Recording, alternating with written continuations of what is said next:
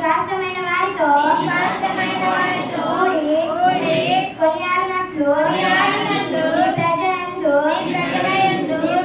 నీకున్న దయ చొప్పున నన్ను జ్ఞాపకము తెచ్చుకొనుము.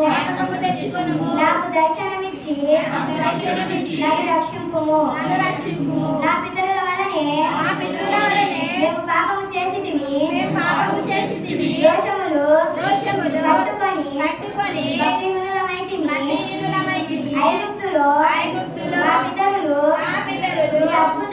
నీ అద్భుతములను గ్రహింపగా ఉండిరి. నీ కృప బాహుల్యమును జ్ఞాపకమునకు తెచ్చుకొనకుండిరి. సముద్రమునొద్ద ఎర్ర సముద్రమునొద్ద వారు తిరుగుబాటు చేసిరి. ఆయనను తన మహాపరాక్రమమును ప్రసిద్ధి చేయుటకై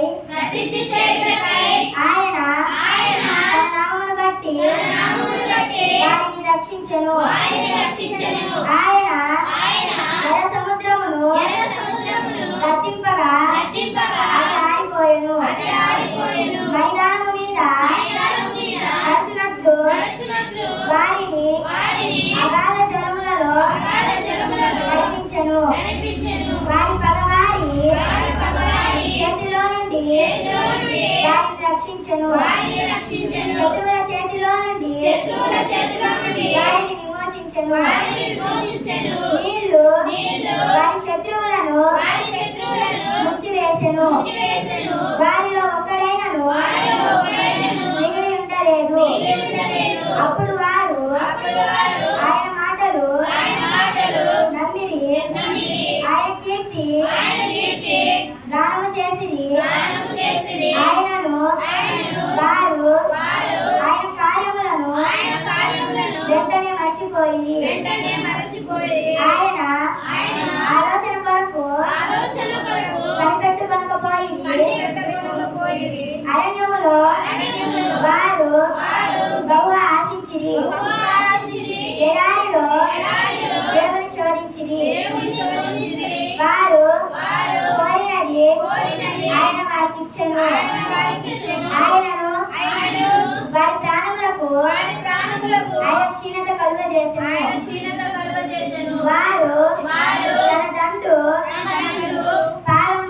పాలెములో మోషేయందును యెహోవాకు ప్రతిష్ఠితుడైన అహరోనునందును అసూయపడిరి.